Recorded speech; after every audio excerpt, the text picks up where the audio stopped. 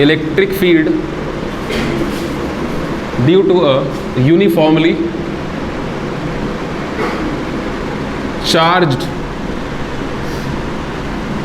Spherical shell SHELL वाला shell रहेगा, biology वाला शेल मत देखिएगा।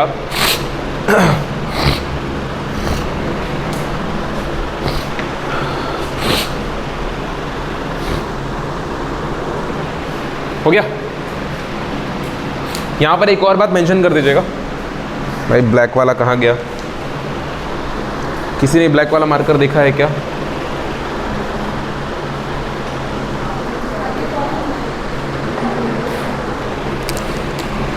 यहां पर आप ना थिन लिख दीजिएगा, ठीक है, पतला। आप समझ रहे थिन क्यों लिख रहे हैं?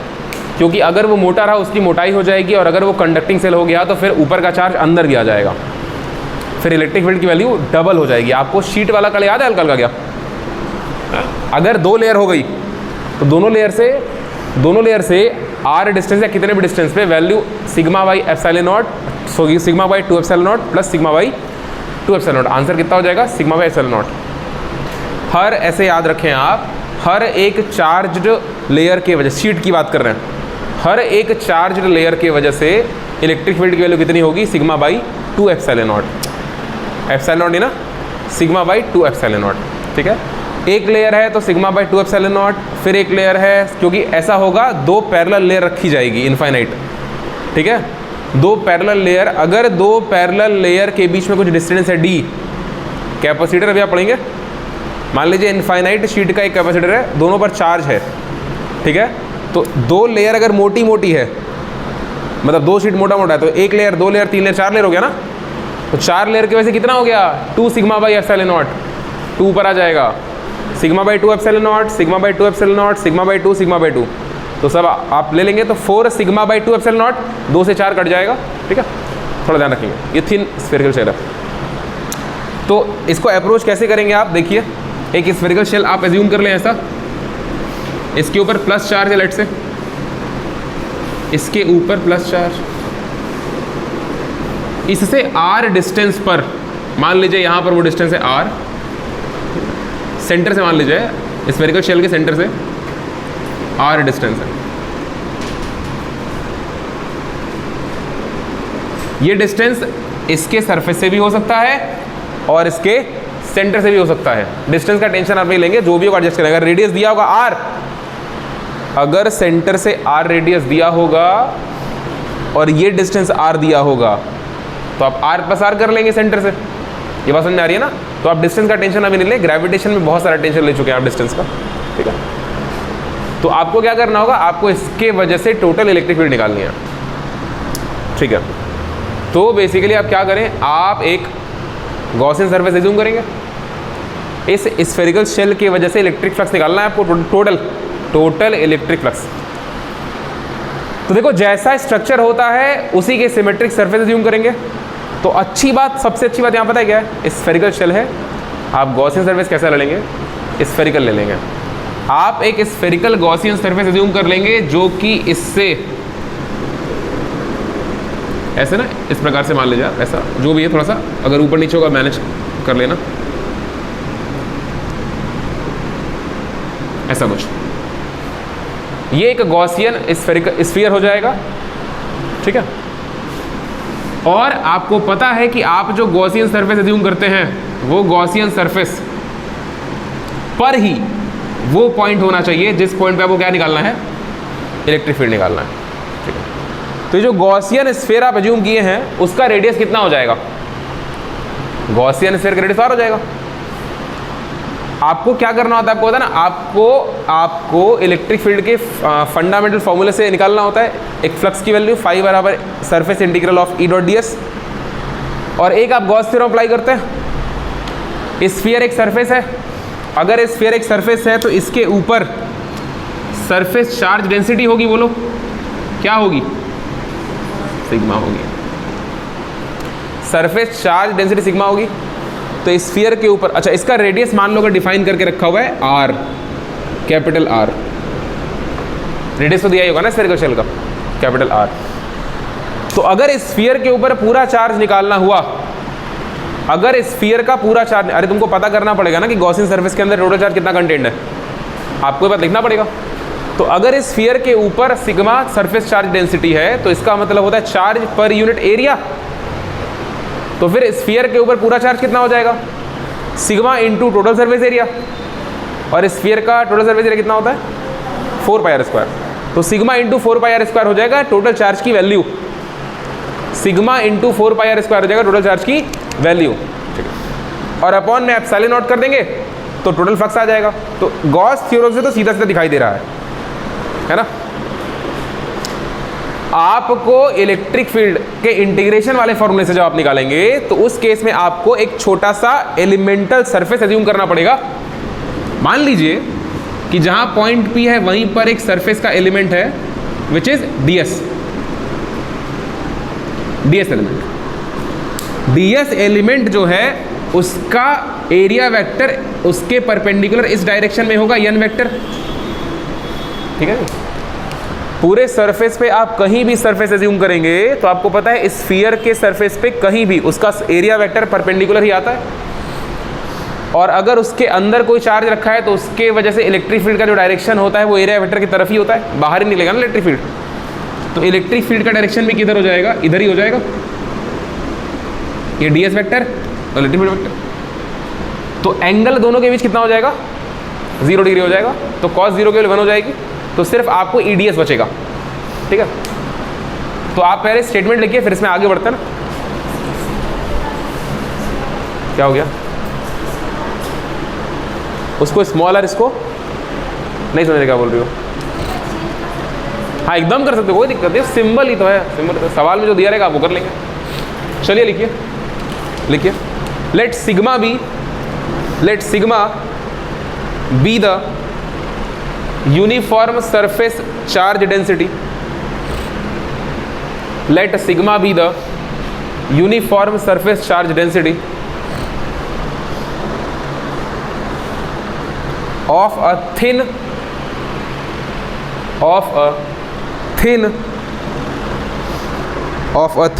spherical shell of a thin spherical shell, हाँ SHEL shell of radius capital R। देखिए रेडियस जो होता है ना उसको आप कैपिटल R क्यों लेते हैं, आप स्मॉल r इससे नहीं ले सकते ना, मतलब ले सकते, ऐसा नहीं है नहीं ले सकते, जनरली कैपिटल R लिया जाता है क्योंकि वो एक कांस्टेंट वैल्यू होगी, सवाल में दी रहेगी ना। हम लोग अक्सर वेरिएबल को स्मॉल लेटर में डिनोट करते हैं, चाहे वो x हो, चाहे वो y हो, चाहे वो z हो, वो a हो, वो b हो, आप बात समझ रहे मेरी, ठीक है। जो वैल्यू वेरी करेगी, चाहे वो x वेरी करे, चाहे वो r वेरी करे, उसको हम लोग जनरल ऐसे मतलब कन्वेंशन होता है कि उसको आप स्मॉल लेटर में एज्यूम करें, बस मेरी का। बाकी आपकी इच्छा, आप इस रेडियस को v मान लें, आप बड़े रेडियस को s मान लें, आप vs में सवाल लगाएं, कोई दिक्कत नहीं। Of radius capital R bracket में लिख लीजिए, फुल स्टॉप, नीचे आइए, लिखिए the Gaussian surface will be, the Gaussian surface will be another spherical surface, the Gaussian surface will be another spherical surface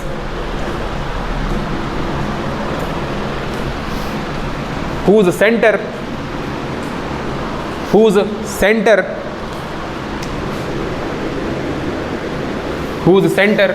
is at the center, whose center is at the center of the cell,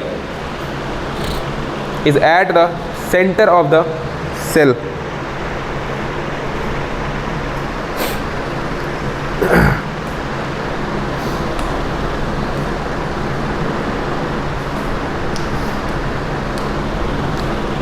is at the center of the cell।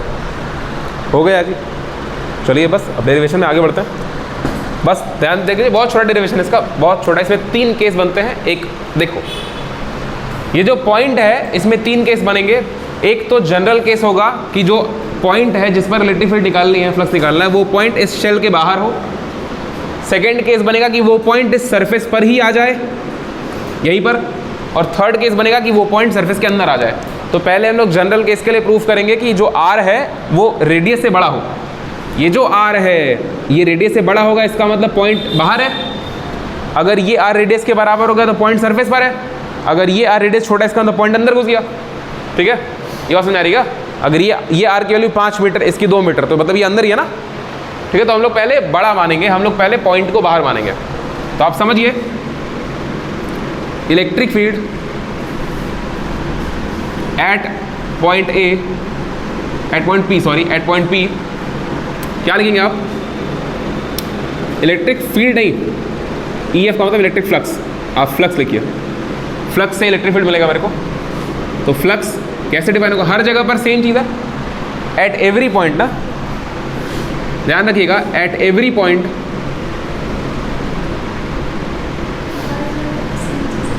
क्या बोल रहे हो? हर जगह electric field radially outward है ना। तो surface area जो आप ड्रॉ किए हुए हैं उस सरफेस एरिया के क्या हो जाएगा? परपेंडिकुलर हो जाएगा, एरिया वेक्टर के पैरेलल हो जाएगा। सही बात है ना? ठीक। तो at every point the electric field is radially outward. ठीक है, तो आप क्या लिखते हैं फ्लक्स की value? Surface integral E dot D S, ये लिखते हैं।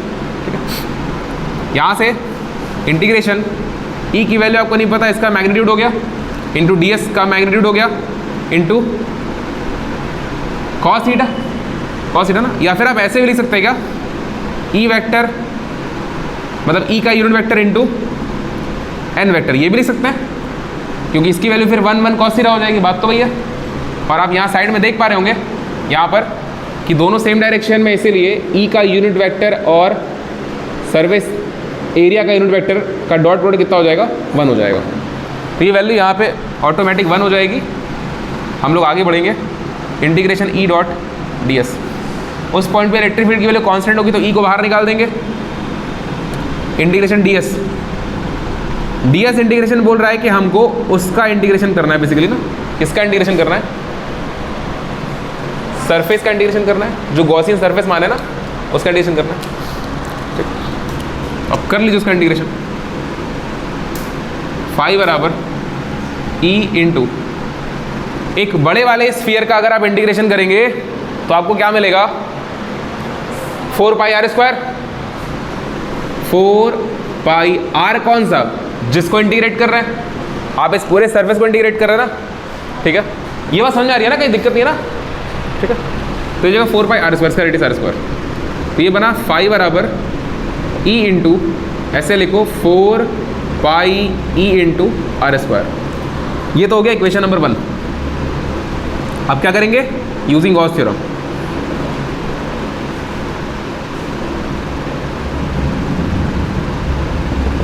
गॉस थ्योरम बोलता है कि जो फ्लक्स की वैल्यू है वो होगा Q net, net charge upon में एप्सिलॉन नॉट। नेट चार्ज की वैल्यू आपको कितनी मिल रही है? Sigma into surface, sigma into surface. Surface कितना है? कौन सा सरफेस? कौन सा सरफेस? बड़ा वाला सरफेस या छोटा वाला सरफेस? बड़ा वाला। आप उस सरफेस का मल्टीप्लाई करेंगे जिस पर चार्ज फैला हुआ है ना। चार्ज तो छोटे वाले फैला हुआ है ना, तो इसमें कैसा कंफ्यूजन हो गया भाई? सिग्मा सरफेस चार्ज डेंसिटी है ना, किसका है? शेल का है ना। तो आप शेल का पूरा चार्ज निकालेंगे ना, तो शेल का पूरा चार्ज निकालने के लिए शेल का सरफेस एरिया का गुणा करोगे ना सिग्मा में। बात में आ रही क्या?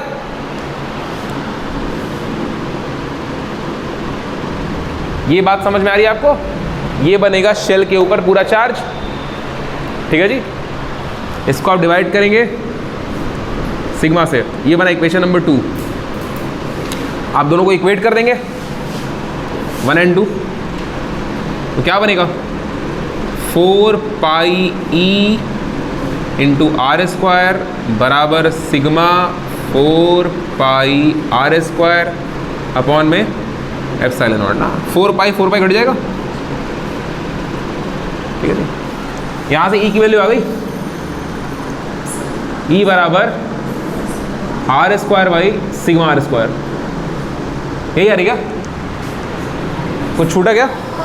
तो सिग्मा छूटी गया, बताओ सिग्मा छूटी गया भाई, sigma R square by epsilon R square. ये वैल्यू तब आई है जब आप का जो पॉइंट है वो रेडियस के बाहर रखा हुआ है। ठीक है जी, इतना क्लियर ना? ये फॉर्मूला आपको याद करना है। आगे बढ़ते हैं, केस नंबर 1। यदि r की वैल्यू r के बराबर हो जाए, जो पॉइंट है वो r के बराबर हो जाए, मतलब जो पॉइंट है वो कहाँ आ जाए? सरफेस पर आ जाए। इसका मतलब the point is on the surface of, किसके सरफेस के? स्फेरिकल शेल के। तो उस केस में जो इलेक्ट्रिक फील्ड बनेगा वो क्या बनेगा? E बराबर सिग्मा आर स्क्वायर, ऊपर था, नीचे एप्सिलॉन था। इस R की वैल्यू तो R हो गई ना अब, तो यहां पर भी क्या लिखेंगे आप? ये कैंसिल हो जाएगा। तो यहां से इलेक्ट्रिक फील्ड की वैल्यू इस केस में क्या बनी? ये बना सिग्मा बाई, आपको लग रहा होगा अरे सर इसका कोई रिलेशन है इनफाइनाइट शीट से, ऐसा कुछ नहीं है। ठीक है, कोई रिलेशन नहीं है, बस संजोग की बात है कि सिग्मा एप्सिलॉन आ गया है। ठीक है, तुमको ये ना लगे कि सर 2 स्फीयर था, बात में आ रही है? सरफेस पर फील्ड इतनी हो जाएगी, सरफेस पर फील्ड इतनी हो जाएगी। ठीक है, एक केस और जनरेट करते हैं, केस 2। इफ जो r है वो रेडियस से भी छोटा हो जाए, अगर r रेडियस से भी छोटा हो गया तो उस केस में पॉइंट कहाँ घुस जाएगा? शेल के अंदर, that is the point P is inside the shell. अगर पॉइंट P शेल के इनसाइड हो गया तो ये जो r की वैल्यू है वो r से छोटी हो गई। अब आप मेरी बात समझिए, अगर r की वैल्यू r से छोटी हो जाएगी तो क्या होगा? सारे के सारे पॉजिटिव चार्जेस बाहर हैं, बात में आ रही क्या? अगर पॉइंट P स्फीयर के अंदर हो गया, एक फिगर बना रहे हैं ना, ये आपका स्फेरिकल शेल हो गया पॉजिटिव चार्ज वाला। ठीक, ध्यान रखो फ्लक्स नहीं निकालना है, इलेक्ट्रिक फील्ड निकालनी है। इलेक्ट्रिक फील्ड निकालनी है ना आपको, हर केस में इलेक्ट्रिक फील्ड तो निकाल रहा है। E की वैल्यू, ये सेंटर से ये दूरी r दे रखी थी आपको, मान लो पॉइंट P अंदर आ गया और पॉइंट P लेट से यहां कहीं आ गया, पॉइंट P, इस पॉइंट P की वैल्यू ये दूरी आपको अभी इस केस में r दिया हुआ है, r छोटा r। ठीक है, इस केस में आपको इलेक्ट्रिक फील्ड की चर्चा करनी है। ठीक है, करेंगे, पहले आप ये पूरा नोट करिए, पहले ये नोट करो, फिर करते हैं इलेक्ट्रिक फील्ड की चर्चा। इसमें कहीं डाउट नहीं होना चाहिए आपको, कोई भी पॉइंट बीच में समझ में नहीं आएगा आप तुरंत पूछेंगे।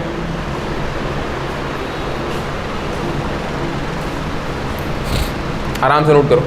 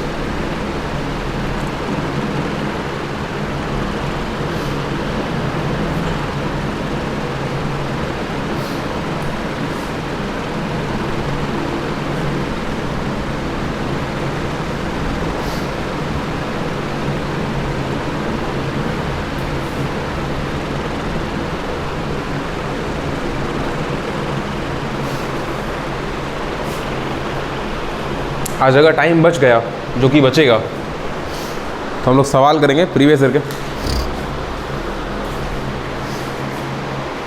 हम 40 सवाल लेकर के आए हैं, हालांकि 40 साल हो तो नहीं पाएगा, लेकिन ठीक है।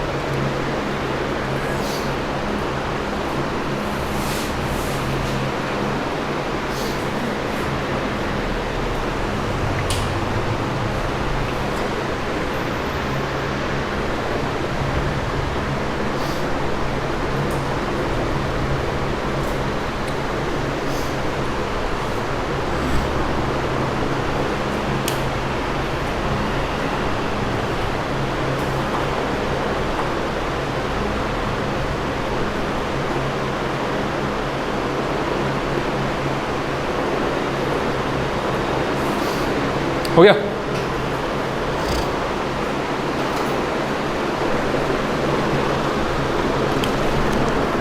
हो गया तो फिर देखिए,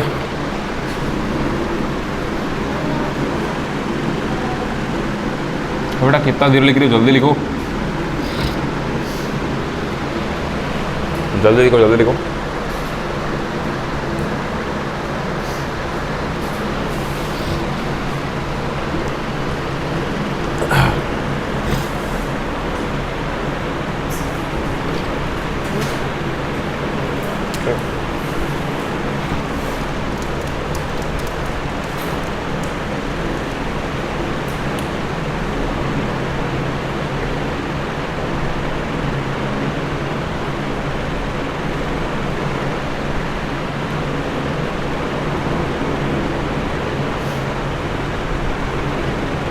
करंट क्यों नहीं आ रहा है?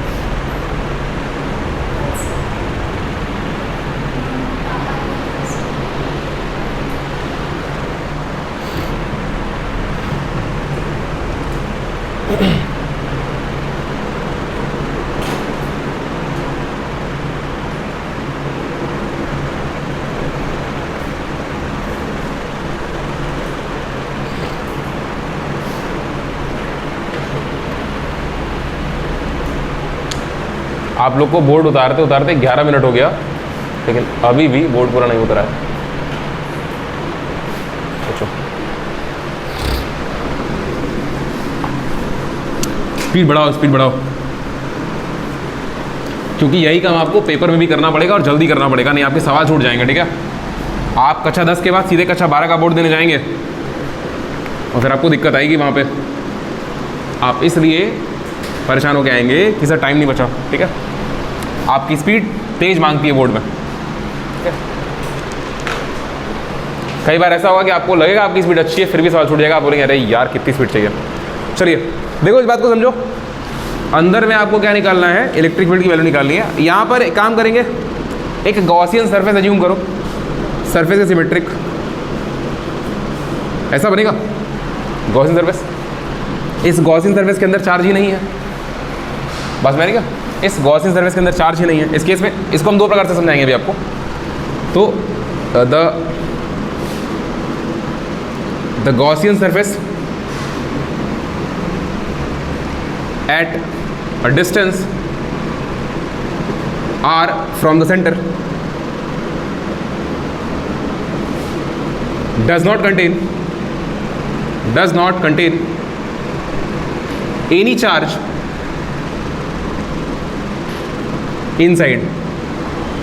अगर चार्ज है ही नहीं सरफेस के अंदर तो Q की वैल्यू क्या हो जाएगी? 0। और जैसे ही Q की वैल्यू 0 हुई, आप अगेन इस फॉर्मूले पर जाएंगे, E इंटू डी एस बराबर Q बाई एप्सिलॉन नॉट। यहाँ से ये पूरा 0, तो E की वैल्यू 0 हो गई। ds कुछ भी हो, आएगा तो सरफेस ही। अरे ds भाई यही वाला सरफेस आएगा ना, इंटीग्रेट करेंगे तो। ठीक है जी, 0 हो जाएगा। तो पहली बात तो ये, इस प्रकार से आप समझ सकते हैं। दूसरी बात, आप कॉन्सेप्चुअल बिहेवियर समझ सकते हैं पॉजिटिव चार्ज का। देखिए इसी स्फीयर पे जहाँ हर जगह, दूसरा तरीका है समझने का, इस बात को ध्यान रखिएगा, हर जगह पॉजिटिव चार्ज है। पहली बात तो positive charge electric field line अंदर भी निकालेंगे बाहर भी निकालेंगे। मान लो अंदर भी निकाल रहा है तो पहली बात तो कि सर अंदर निकल तो जाएगा, लेकिन सब के सब अंदर निकालेंगे तो इलेक्ट्रिक फील्ड लाइन बाहर कैसे जाएगी? अरे चारों तरफ से अंदर आ रहा है ना, तो बाहर कहाँ से जाएगा? क्योंकि इलेक्ट्रिक लाइन काटेगी तो नहीं एक दूसरे को, अगर काटेगी नहीं तो बाहर निकल ही नहीं पाएगा।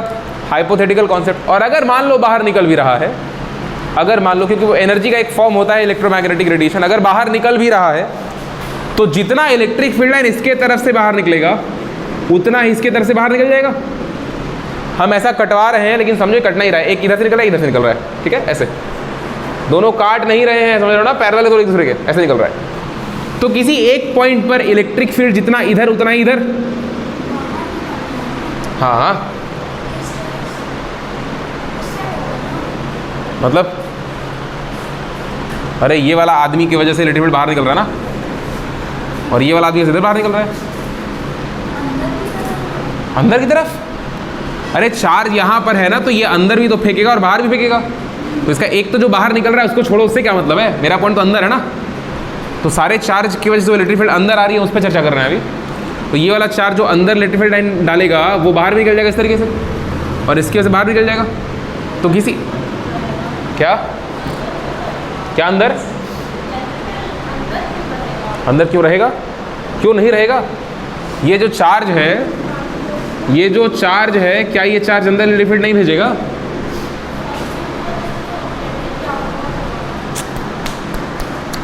एक सिंगल पॉजिटिव चार्ज के वजह से बाहर होता है।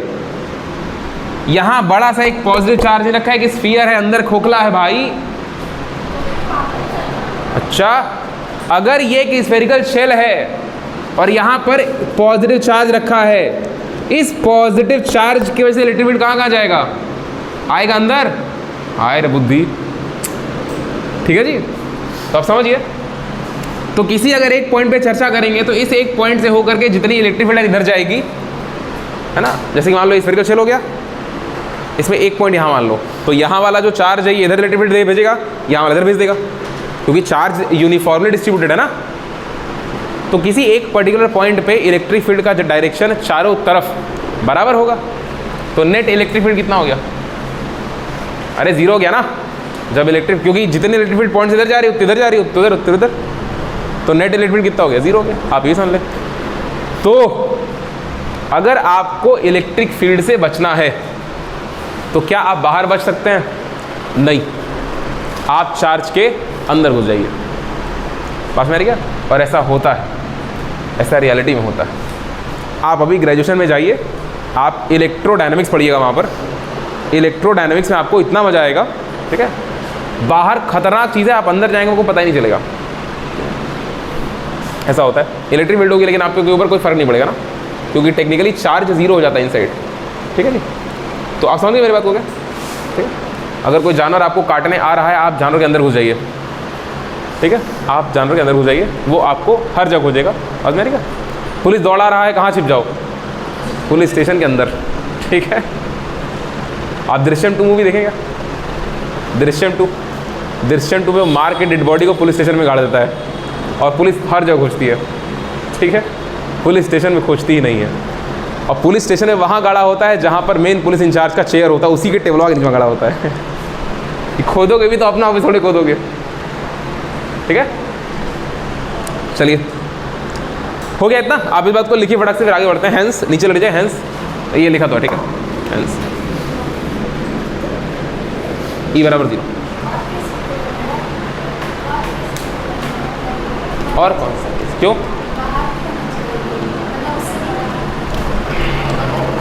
वो तुम्हारी तरह है। ये टॉपिक स्टार्ट कहाँ से हुआ था?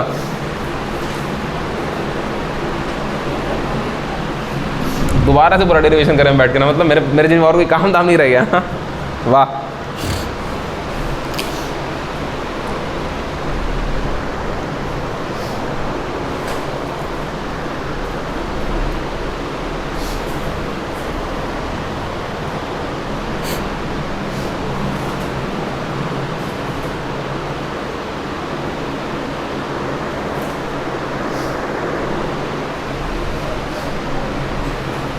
बहुत पहले आपके सिलेबस में ना, मतलब आप मैग्नेटिज्म पढ़ेंगे जब, तो आपके सिलेबस में एक टॉपिक हुआ करता था, लार्ज हेड्रॉन कोलाइडर, ठीक है। अभी भी होता है लेकिन अब बहुत बहुत बहुत थोड़ा सा होता है, सिर्फ एक फॉर्मूला याद करना होता है, ठीक है।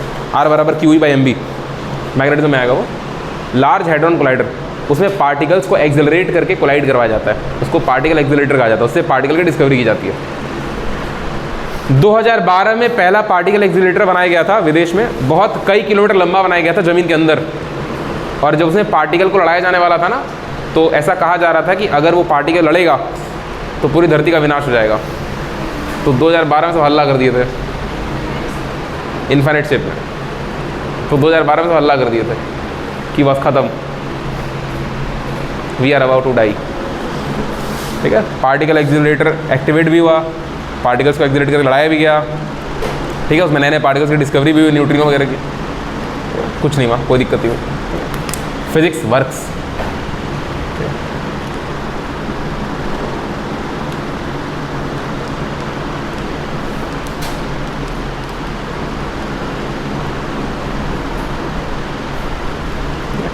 Physics works, and if you feel sleepy due to physics, biology works.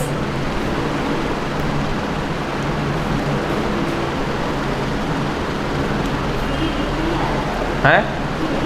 देखो अपने से कह रही है मुझे नहीं आ रहा है, हम बोले ही नहीं। आपकी आंखें अगर इधर उधर हो रही हैं, आप अपनी आंखों को बार बार दबा रहे हैं हाथ से कि आपको निद्रा आ रही हो, और आप बार बार ऐसा बोल रहे हो कि मुझे नींद नहीं आ रही, मैं पागल नहीं हूँ, मैं पागल नहीं हूँ, नहीं मैं पागल नहीं हूँ। बैठ करके अगर आदमी 4 बार ऐसे बोल दे और कोई सुन ले मैं पागल नहीं हूँ, मैं पागल नहीं हूँ, तो फिर आपको बताने की ज़रूरत ही नहीं है ना। बस 4 बार बोल दीजिए बैठ के कहीं भी, चौराहे पे जाओ, मतलब घर जाना ना भी शाम को बैग टांग के, तो ऐसे बोलते जाना मैं पागल नहीं हूँ, मैं पागल नहीं, मैं पागल नहीं हूँ, मैं पागल हो नहीं सकती। ठीक है, वो क्लियर हो जाए ना। हो गया ये?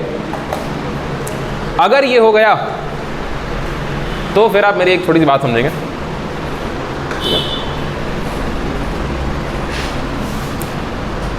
एक तो पेन निकलता है, पेन है उसका नाम राइटोमीटर होता है। राइटोमीटर जानते हैं ना, जिसका रिफिलिया खत्म नहीं होता है ना, वो चलता ही रहता है, चलता रहता है। कोटा में बच्चे बहुत प्रयोग करते हैं उसका, राइटोमीटर का। यहाँ भी कुछ बच्चे करते हैं प्रयोग ना, यहाँ भी करते हैं बच्चे, मतलब बेसिकली तैयारी करने वाले बच्चे करते हैं राइटोमीटर का प्रयोग, जिनको बहुत लिखना होता है, बहुत सवाल लगाना होता है। ठीक है, तो राइटोमीटर की रिफिल उनकी ख़त्म नहीं होती है जो बच्चे तेज़ लिखते हैं, और उनकी कभी ख़त्म नहीं होती है जो धीरे लिखते हैं। ठीक है, कितने का मिलता है? 10 रुपये का मिलता है। कितने का मिलता है? 40 का मिलता है। 40 का मिलता है। ठीक, अच्छा लिखता है पेन, ठीक, बढ़िया पेन। थोड़ा सा मोटा होता है ना वो पेन, थोड़ा मोटा होता है, बहुत मोटा होता है, इससे पतला होता है। हाँ, वो राइटोमीटर है। हाँ, हम भी लिखे उससे, ज़िंदगी में एक बार मज़ा आता है। ठीक है, चलिए जी, तो अब थोड़ा सा इस पे एनालाइज करेंगे, थोड़ा ध्यान दे लेना। बस आखिरी, अब तो ख़त्म ही हो गया ऑलमोस्ट। एक ग्राफ बनाते हैं, एक ग्राफ बनाते हैं। देखो, ये था एक स्फेरिकल शेल। ठीक है, अब प्रूविंग नहीं कर रहे हैं, ग्राफ बना रहे हैं। इस स्फेरिकल शेल से ये सेंटर था, दिस इज रेडियस r, और अगर आपकी इच्छा है r डिस्टेंस पे जाने की, तो this distance r, point P। ठीक है, साथ साथ में हम ग्राफ देखेंगे। क्या बोल रही हो?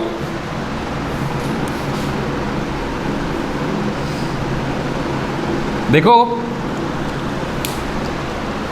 आपको पता है, अगर मान लीजिए ये x है, ये डिस्टेंस शो किया जा रहा है, और यहाँ पर इलेक्ट्रिक फील्ड।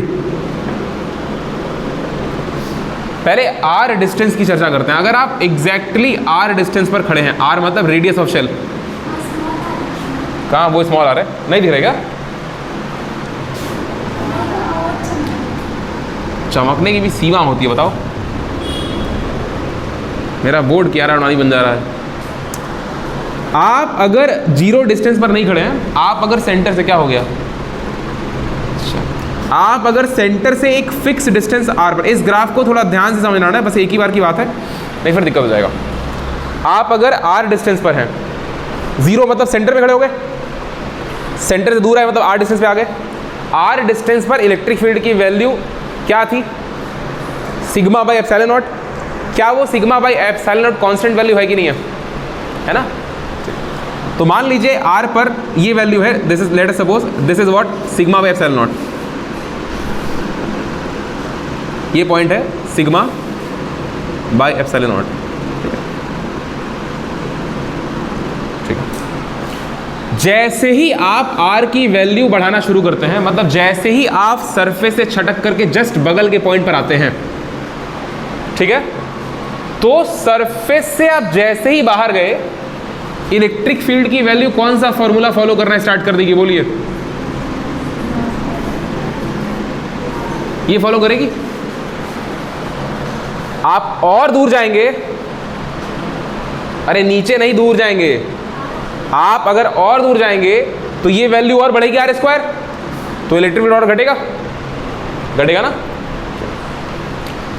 इसका मतलब है कि आप अगर ये कब के लिए है? जब r की वैल्यू बढ़ने लगे कैपिटल R से, तब इलेक्ट्रिक फील्ड ये फॉलो करता है। इसमें अगर आप देखिए तो क्या क्या कांस्टेंट है, देखो सिग्मा कांस्टेंट है, r स्क्वायर कांस्टेंट है और एप्सिलॉन नॉट भी कांस्टेंट है। तो कांस्टेंट हटा दे, प्रोपोर्शनल लग जाएगा, क्या बचेगा? 1/r square. और ऐसा कोई भी ग्राफ होता है तो वो ऐसे बनता है, चांद तारे फूल समझ, क्या पता है ना? ठीक है, रेक्टेंगुलर हाइपरबोला बनता है, लज्जा नहीं आ रही है? अरे यार वो y बराबर 1/x का ग्राफ होता है, यहाँ r स्क्वायर लिखा हुआ है, 1/x स्क्वायर लिखा हुआ है। हर ग्राफ को रेक्टेंगुलर, हर चंद्रमा जैसी दिखने वाली चीज चंद्रमा नहीं होती है। कभी कभी लोग हमको भी चंद्रमा समझ लेते, बताओ, इतने दाग है ना, दाग। ठीक है, चलो देखो हम क्या बोल रहे हैं, चंद्रमा पे ध्यान मत दो, गधा इधर ध्यान दो। तो ये क्या होगा, सेम चीज फॉलो करेगा और ये ऐसे नीचे आएगा। और अगर आपको ये नीचे वाला बात समझ में नहीं आ रहा तो आप कुछ नहीं, आप यहाँ पर r की वैल्यू रखिए। आप पहले यहाँ पर r प्लस मतलब कैपिटल R+1 रखिए, फिर कैपिटल R+2 रखिए, फिर कैपिटल R+3 रखिए। ऐसे करते करते आप R+50 तक जाइए, बार बार स्क्वायर करिए, सबकी वैल्यू रखिए, इलेक्ट्रिक फील्ड सॉल्व करिए, यहाँ पर आपको पॉइंट मिलेगा और उसको ज्वाइन कर लीजिए।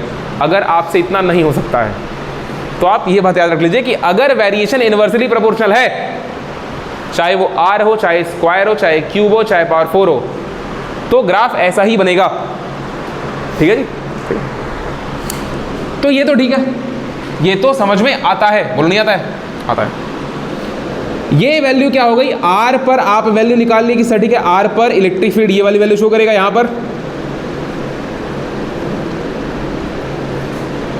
ठीक। और अगर r से आप बढ़े, अगर r की वैल्यू आप ज्यादा कर दिए कैपिटल R से, तो इलेक्ट्रिक फील्ड ये वेरिएशन शो करेगा। तो सेंटर से आगे का तो मिल गया। जैसे ही आप r से अंदर आते तो उस केस में इलेक्ट्रिक फील्ड क्या हो जाती है? 0 हो जाती है। r बराबर r पर इलेक्ट्रिक फील्ड हो गई थी सिग्मा बाई एप्सिलॉन नॉट, और अगर r की वैल्यू छोटी हुई r से तो इलेक्ट्रिक फील्ड 0। मतलब r की कोई भी वैल्यू अगर आप r से छोटा करेंगे तो इलेक्ट्रिक फील्ड का ग्राफ पता है कहाँ मिलेगा? इसी लाइन पर मिलेगा, क्योंकि यहां से यहां तक इलेक्ट्रिक फील्ड कैसा हो जाएगा? अरे बोलो, बस मेरी का एक्स एक्सिस पर कोई भी ग्राफ अगर बनता है तो वो y बराबर 0 होता है। r के एक्सिस पर कोई भी ग्राफ बनेगा तो वो e बराबर 0 हो जाएगा। इसको r लिख दो भाई, बस मेरी का। तो इलेक्ट्रिक फील्ड का ग्राफ कैसा बनेगा? यहां से यहां तक बनेगा, फिर क्या बनेगा, और फिर यहां पर हम बना दे रहे हैं, चल ले भाई, समझ आ रहा है क्या? यही चीज आपको कुलाम लॉ में भी दिखाई जाती है। कुलाम्स लॉ समझिए। कुलाम्स लॉ में क्या है कि आप अगर किसी चार्ज से दूसरे चार्ज को दूर करेंगे तो फोर्स की वैल्यू घटेगी, क्योंकि नीचे r स्क्वायर वहां भी होता है, k तो कांस्टेंट है, q1 q2 भी कांस्टेंट है, नीचे r स्क्वायर होता है। तो सेम वेरिएशन दिखेगा आपको। अगर आप दो चार्ज को चिपका देंगे तो डिस्टेंस कितना हो जाएगा? 0। तो इलेक्ट्रिक फील्ड डिफाइन होगी क्या? 1/0 स्क्वायर 1/0 नॉट डिफाइन। बस मेरी क्या मतलब? और अगर चार्ज के अंदर घुस जाओ, चार्ज पॉजिटिव वाला नेगेटिव उसके अंदर घुस जाए, तो अगेन वही नॉट डिफाइन। आप नहीं उसको, वो एक हाइपोथेटिकल सिनेरियो हो गया, उसको आप डिफाइन नहीं कर सकते हैं। ठीक है जी। तो किसी स्फेरिकल सेल के वजह से, किसी स्फेरिकल सेल के वजह से इलेक्ट्रिक फील्ड का जो वेरिएशन होता है सेंटर से लेकर के इनफाइनाइट तक, वो कैसा होगा? ऐसा होगा। बात मेरी का सारे ग्राफ आपको ध्यान में होने चाहिए। तो ये ग्राफ टेक्निकली कैसा आप समझ रहे ना? ये ग्राफ ऐसा है, फिर पॉइंट, फिर ऐसा है। 3 वैल्यू है, r से कम में, और फिर r पर पॉइंट, और ये पॉइंट की वैल्यू क्या है? ये। अगर इसका कोऑर्डिनेट लिखना हो क्या लिखेंगे? कोऑर्डिनेट इसका कोऑर्डिनेट आप लिखेंगे r x coordinate comma y, ये वाला पॉइंट, ठीक है जी, बस यही बात है। तो ये हो गया ग्राफ, आप लिख लीजिए इसको, फट से बनाइए। क्या है?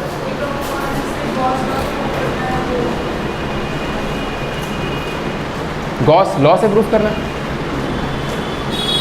गॉस लॉ से क्या प्रूफ करना है?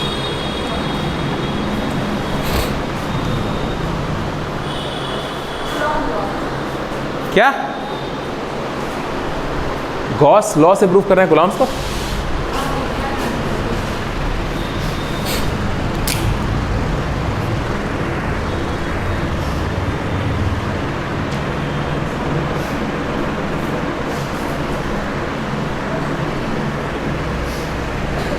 एनसीईआरटी दिखाओ, एनसीईआरटी खोल के दिखाओ एनसीईआरटी में। अरे एनसीईआरटी में नहीं है तो फिर क्या बताएं? एनसीईआरटी में होना चाहिए ना। एनसीईआरटी कोई पॉइंट छूट रहा है बताओ मेरे को। एनसीईआरटी का कोई पॉइंट छूट रहा है आप मेरे को बताएं, उसके अलावा जो भी बताने वाली चीज़ है आपको हम ज्ञान दे देंगे जो आपके जानने लायक है।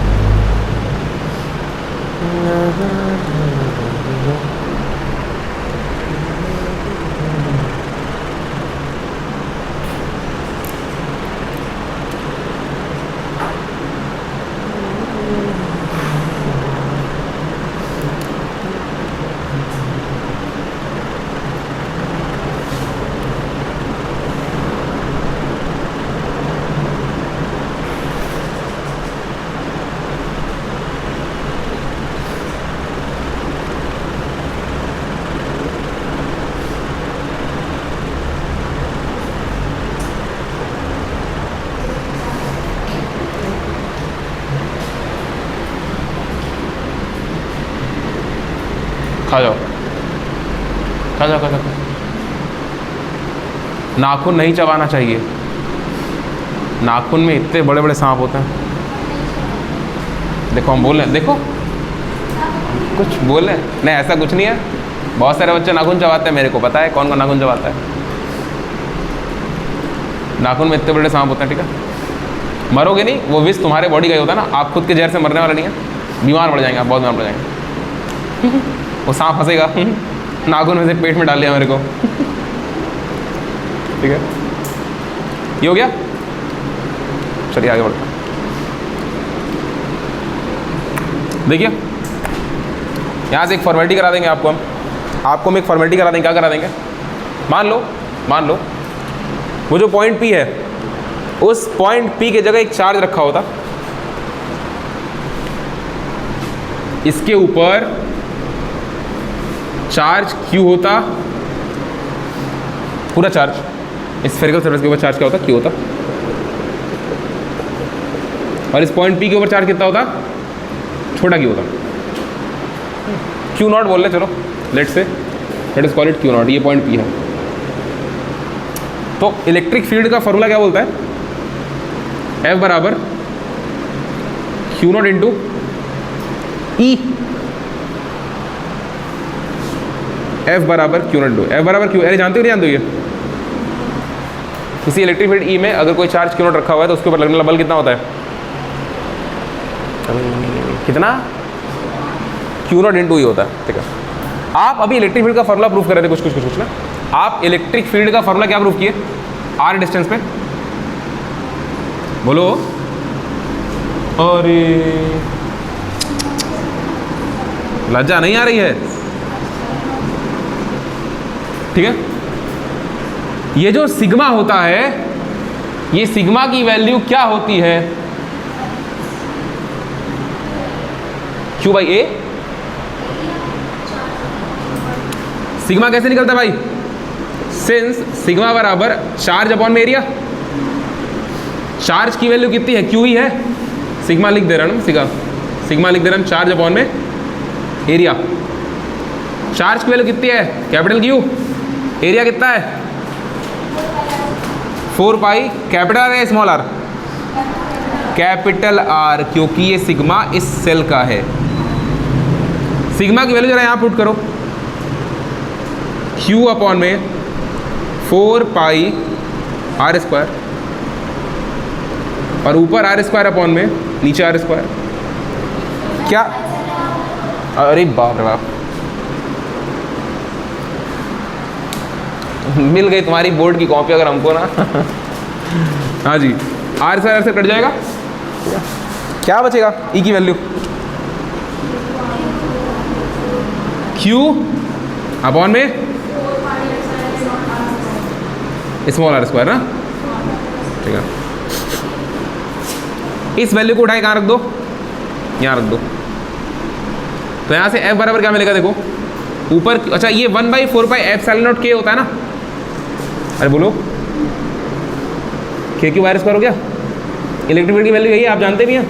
अच्छा अच्छा अच्छा अच्छा अच्छा अच्छा अच्छा अच्छा, यहाँ f की वैल्यू रखो, क्या बनेगा? q बाई के क्यू बाई आर स्क्वायर, और ये छोटा वाला q नॉट, ऐसा कुछ कुछ आप देखे हुए हैं। ये कुलाम्स का होता है ना, ये बोल रही थी ना, ये कुलाम्स का होता है, ये होता है कुलाम्स का। देखो समझने की बात क्या ही समझो, इसको आप ये ना बोले कि यहां से कुलाम्स लॉ प्रूव हो गया।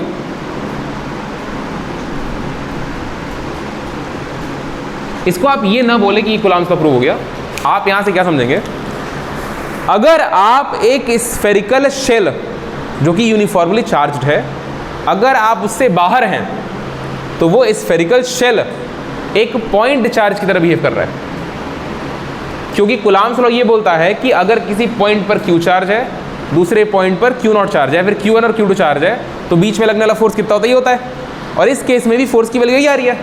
इसका मतलब जो चार्ज यहाँ रखा है Q नॉट, ये तो पॉइंट चार्ज है, और इसको ऐसा लग रहा है कि ये पूरा का पूरा चार्ज फैला नहीं हुआ है, सेंटर्ड है एक पॉइंट पर, दैट इज Q। बस मेरी क्या, इस बात का बहुत ज़्यादा एप्लीकेशन आएगा अगले चैप्टर में। आप एक स्फेरिकल शेल को जो कि कंडक्टिंग है, हॉलो है, उसको एक पॉइंट चार्ज एज्यूम कर सकते हैं उसके सेंटर पे, अगर आप उसके बाहर चर्चा कर रहे हैं तो। मतलब कि यही लिख दे रहा ना, मतलब कि that is the charged spherical shell behaves as a point charge, placed at its center। आप अगर फिगर को ऐसे ना बना करके फिगर ऐसे भी बनाते कि सर यहाँ पर कैपिटल Q रखा हुआ है और इससे R दूरी पर यहाँ पर Q नॉट रखा है, तो भी इस कैपिटल Q के वजह से R डिस्टेंस पे इलेक्ट्रिक फील्ड यही आता के क्यू बाई आर स्क्वायर, और इन दोनों चार्ज की वजह से फोर्स यही आता के Q naught by R square. ठीक है, तो यहाँ से आपको वो बात समझ नहीं होती है। ठीक है जी, तो आप लिखिए नाउ, और नाउ के बाद ये पूरी बात चिपका के ये बात नोट करिए।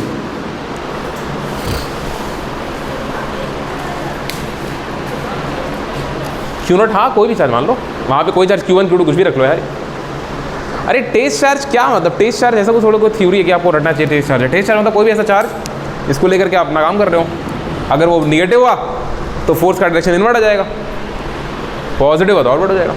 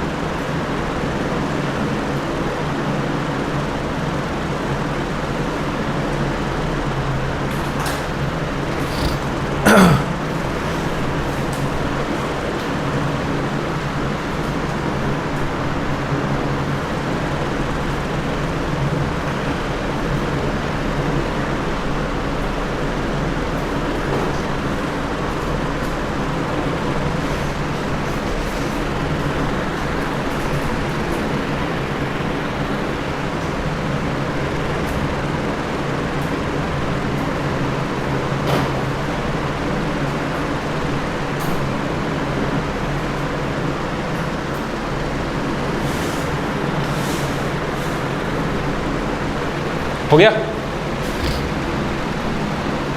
हो गया क्या? चलिए, तो बधाई हो आपको, बहुत बहुत बधाई हो, चैप्टर खत्म हुआ आपका। किसका इससे बेटा? अरे पागल, ओहो, ये फॉर्मूला देख रही हो कहाँ से आया?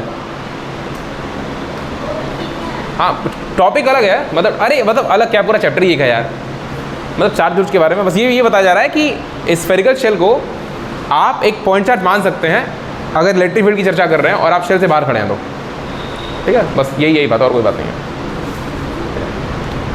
तो चैप्टर खत्म हुआ, देर आए दुरुस्त आए। चैप्टर आपको पूरा का पूरा अच्छे से रट जाना चाहिए ना, तो